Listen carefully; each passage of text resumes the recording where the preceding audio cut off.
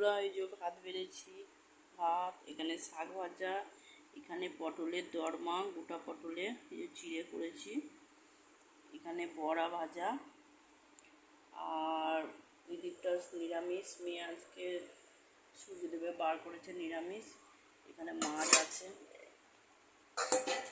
এখানে মাছ দিয়ে আলু দিয়ে ঝাল, মাছ দিয়ে আলু দিয়ে ঝাল,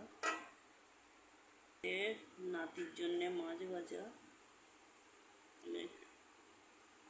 মাছের ডিম আর মাছের তেল, মাছের তেলটা নিয়ে নিয়েছি। এই হচ্ছে সাজানো মেনু আছে।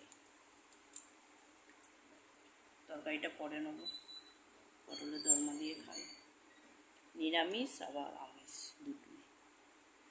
দুটোই হয়ে যাচ্ছে।